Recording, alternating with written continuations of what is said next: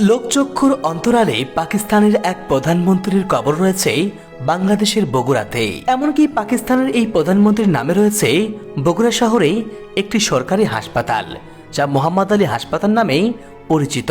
বাংলাদেশকে ভালোবেসে অবিভক্ত পাকিস্তানের এই প্রধানমন্ত্রী ওসিয়ত করে গিয়েছিলেন মৃত্যুর পর বগুড়াতে যেন তাকে কবর দেওয়া হয়।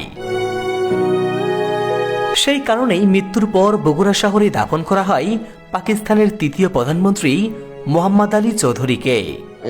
পাকিস্তানের প্রধানমন্ত্রী জনাব মোহাম্মদ আলীর কবর এটা। পূর্ব পাকিস্তান, পশ্চিম পাকিস্তানের প্রধানমন্ত্রী এবং রাষ্ট্রপ্রধান ছিলেন, তার কবরস্থান এটা। একটা প্রধানমন্ত্রীর কবর, এই প্রধানমন্ত্রীর কবরের সামনে দিয়ে কত শত মানুষ প্রতিনিয়ত যাচ্ছে, কিন্তু তারা কেউ জানে না এটা একজন প্রধানমন্ত্রীর কবর। একজন প্রধানমন্ত্রী এখানে সমাহিত রয়েছেন, এটা কিন্তু অনেকেরই অজানা। অবিশ্বাস্য মনে হলেও পাকিস্তানের এই তৃতীয় প্রধানমন্ত্রী ছিলেন বাংলাদেশের বগুড়া জেলার কৃতি সন্তান। কিন্তু কিভাবে বগুড়ার ছেলে মোহাম্মদ আলী পাকিস্তানের প্রধানমন্ত্রী হয়েছিল, আর বর্তমানে তার কবরটি বগুড়ার কোথায় অবস্থিত, সেই সব অজানা ইতিহাসগুলো জানার চেষ্টা করব এই ভিডিওতে।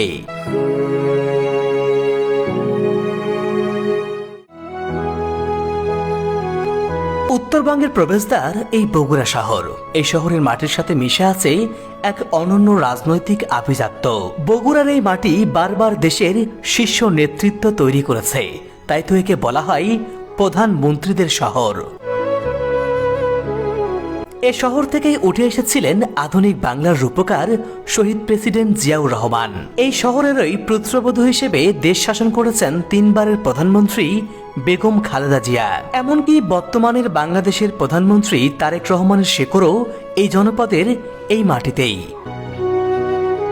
কিন্তু এ শহরের বুকে আরও একজন বিখ্যাত ব্যক্তি ঘুমিয়ে আছেন, যার কথা আজকের প্রজন্মের অনেকেই জানে না। তিনি ছিলেন অবিভক্ত পাকিস্তানের প্রধানমন্ত্রী সৈয়দ মোহাম্মদ আলী বগুড়া, যার মেধা আর রাজনীতি একসময় কাঁপিয়ে দিয়েছিল পুরো ভারতীয় উপমহাদেশকে। আজকে আমরা তার সেই অজানা ইতিহাসের সন্ধানেই বেরিয়ে পড়েছি।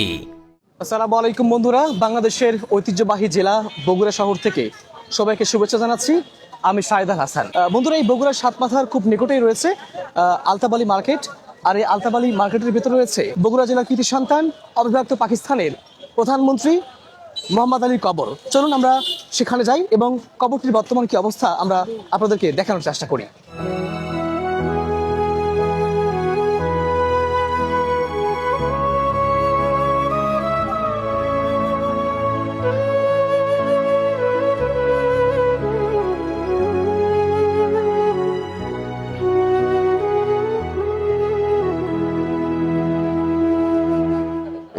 পাকিস্তানের প্রধানমন্ত্রী জনাব মোহাম্মদ আলীর কবর এটা।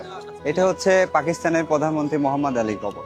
এটা হচ্ছে পাকিস্তানে যখন বাংলাদেশ বিভক্ত হয়নি তখনকার হচ্ছে প্রধানমন্ত্রী ছিলেন তিনি মোহাম্মদ আলী। ওনার বাড়ি ছিল বগুড়াতে। তো বগুড়ার ইয়াং প্রজন্ম যারা আছে তারা এখন পর্যন্ত জানে না যে এটা কার কবর। এটা আমাদের বগুড়ার ঐতিহ্যবাহী মানুষ, পূর্ব পাকিস্তান, পশ্চিম পাকিস্তানের প্রধানমন্ত্রী এবং রাষ্ট্রপ্রধান ছিলেন, তার কবরস্থান এটা। বন্ধুরা, এই যে আলতাবালি মার্কেটের ভেতরে এই যে দুটি কবর দেখতে পাচ্ছেন, এটি হলো অবিভক্ত পাকিস্তানের প্রধানমন্ত্রী মোহাম্মদ আলীর কবর এবং আরেকটি তার স্ত্রীর কবর। এই কবরটির আশেপাশের বর্তমান কি অবস্থা সেগুলো ঘুরে দেখার আগে চলুন জেনে আসি বগুড়ার ছেলে মোহাম্মদ আলী কিভাবে পাকিস্তানের প্রধানমন্ত্রী হয়েছিল, তার সেই উত্থানপতনের ইতিহাস চলুন জেনে আসি।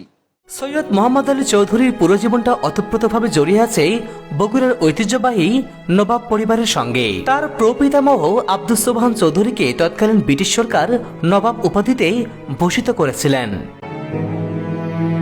এবং মোহাম্মদ আলীর বাবা আলতাব আলী ছিলেন ব্রিটিশ সরকারের ডেপুটি ম্যাজিস্ট্রেট।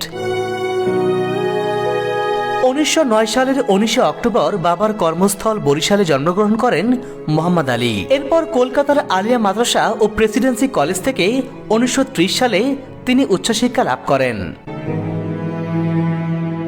শিক্ষা জীবন শেষ করে তিনি জড়িয়ে পড়েন রাজনীতিতে। 1932 সালে মাত্র 23 বছর বয়সেই তিনি বগুড়া পৌরসভার চেয়ারম্যান নির্বাচিত হন। জনকল্যাণে ব্যাপক অবদানের জন্য ব্রিটিশ সরকার তাকে 1937 সালে খান বাহাদুর উপাধিতে ভূষিত করেন। 1946 সালে তিনি স্বাস্থ্য ও শিক্ষামন্ত্রীর দায়িত্ব পেয়ে ঢাকা মেডিকেল কলেজ প্রতিষ্ঠায় গুরুত্বপূর্ণ ভূমিকা পালন করেছেন। মোহাম্মদ আলী তার অসাধারণ মেধা ও যোগ্যতার চূড়ান্ত স্বীকৃতি হিসেবে 1953 সালের 17 এপ্রিল তিনি পাকিস্তানের প্রধানমন্ত্রী হিসেবে শপথ গ্রহণ করেন। বন্ধুরা, এই যে দেখতে পাচ্ছেন, এটা কিন্তু পুরোটা মার্কেট আমার পেছনে এবং এই পাশে, দুই পাশে মার্কেট, আর এই মার্কেটের মধ্য দিয়ে রাস্তা চলে গেছে এবং সেই রাস্তার পাশেই দুটি কবর। একটি হলো সেই অবিভক্ত পাকিস্তানের প্রধানমন্ত্রী মোহাম্মদ আলীর কবর এবং আরেকটি তার স্ত্রীর কবর। এই যে একটা প্রধানমন্ত্রীর কবর, এই প্রধানমন্ত্রীর কবরের সামনে দিয়ে কত শত মানুষ প্রতিনিয়ত যাচ্ছে, কিন্তু তারা কেউ জানে না এটা একজন প্রধানমন্ত্রীর কবর, একজন প্রধানমন্ত্রী এখানে সমাহিত রয়েছেন। এটা কিন্তু অনেকেরই অজানা। একটা সময় যে মানুষটি এই গোটা বাংলা সহ পুরো পাকিস্তান শাসন করেছেন, সেই মানুষের কবর আজকে অবহেলায় অনাদরে এখানে পড়ে আছে। মোহাম্মদ আলীর এই বর্ণাঢ্য রাজনৈতিক জীবনের সমাপ্তি ঘটে 1963 সালের 23 জানুয়ারি তার ইন্তেকালের মধ্য দিয়ে। মৃত্যুর পর তৎকালীন প্রেসিডেন্ট আইয়ুব খানের নির্দেশে বগুড়ার নবাববাড়ি সংলগ্ন আমবাগানেই তাকে সমাহিত করা হয়। এরপর 1974 সালে তার প্রথম স্ত্রী সৈয়দা হামিদা বানু মারা গেলে তাকেও তার কবরের পাশেই দাফন করা হয়। পরবর্তীতে তার কবরের অংশসহ জমিটি এক ব্যবসায়ীর কাছে বিক্রি হয়ে গেলে সেখানে মার্কেট স্থাপন করা হয়। এরপর থেকেই লোকচক্ষুর অন্তরালে চলে যায় এই কবর দুটি। স্থানীয়দের দাবি সরকারিভাবে এই কবরটি সংরক্ষণ ও সংস্কার করা হোক। আপনারা দেখেন যে পরিবেশটা, এই পরিবেশে মানুষ কি বুঝবে? তো এটা উচিত যে ভালোভাবে সংরক্ষিত হলে পুরো বগুড়ার মানুষ জানতে পারবে যে এটা পাকিস্তানের প্রধানমন্ত্রী মোহাম্মদ আলীর কবর ছিল এবং তার ইতিহাস সম্পর্কে পুরো দেশ জানতে পারবে। তিনি 1953 সালে যখন প্রধানমন্ত্রী নিযুক্ত হয়েছিলেন, তারপর থেকে 55 সাল পর্যন্ত তিনি প্রধানমন্ত্রীর দায়িত্ব পালন করেছেন।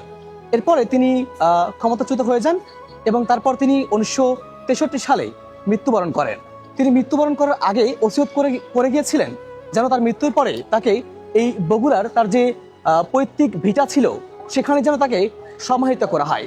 তার সেই ওসিয়ত অনুযায়ী তাকে কিন্তু এই নবাব প্যালেসে তাকে সমাহিত করা হয়েছিল।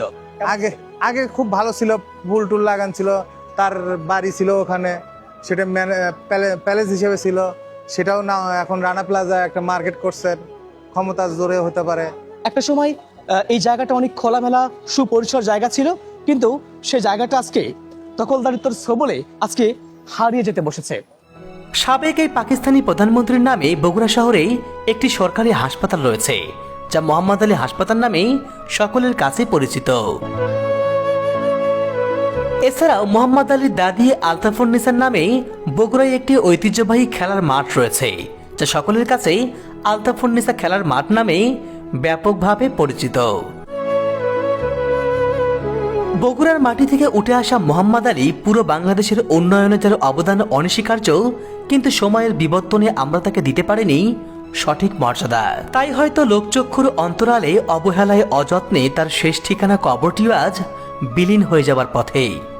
না, সে সময়ের প্রধানমন্ত্রী ছিল যার বগুড়াতে অনেক অবদান, যা মানে বলার মতো না, অনেক অবদান। কিন্তু আমরা এই বর্তমান জামানায় বর্তমানে এই প্রেক্ষাপটে আমি আসলে ভুলে গেছি। আমরা যদি আমরা তার অবদানটা মনে রাখতাম বা তার অবদানটার যদি আমরা প্রাপ্য সম্মান দিতে পারতাম, তাহলে ওনার কবর এরকম ভাবে অবহেলিত থাকতো না। পাকিস্তানের সাবেক প্রধানমন্ত্রী মোহাম্মদ আলীর এই অবহেলিত কবর থেকে প্রতিটি রাষ্ট্রনায়কের শিক্ষা নেওয়া উচিত যে ক্ষমতা কখনোই চিরস্থায়ী নয়। একসময় যিনি এই গোটা রাষ্ট্র পরিচালনা করতেন, যার পেছনে শত শত নেতাকর্মীর ভিড় লেগে থাকতো, আজকে সেই মানুষটির নিথর দেহ পড়ে আছে শহরের এক কোণে সাধারণ এক কবরে। আজকে তার কবরের পাশে কোনো নেতাকর্মীর কোনো ভিড় নেই। তার সেই রাজ সিংহাসন, তার সেই ভিআইপি প্রোটোকল আজ যেন সবকিছুই ধূসর ইতিহাস। আসলে এই মাটির বিছানায় আমাদের শেষ ঠিকানা, এই ধ্রুব সত্যটি যদি পৃথিবীর প্রতিটি ক্ষমতাধর মানুষ ক্ষণিকের জন্য হলেও হৃদয়ে ধারণ করত, তাহলে সত্যি হয়তো আমাদের এই পৃথিবী আরো বেশি মানবিক, আরো বেশি সুন্দর হতো।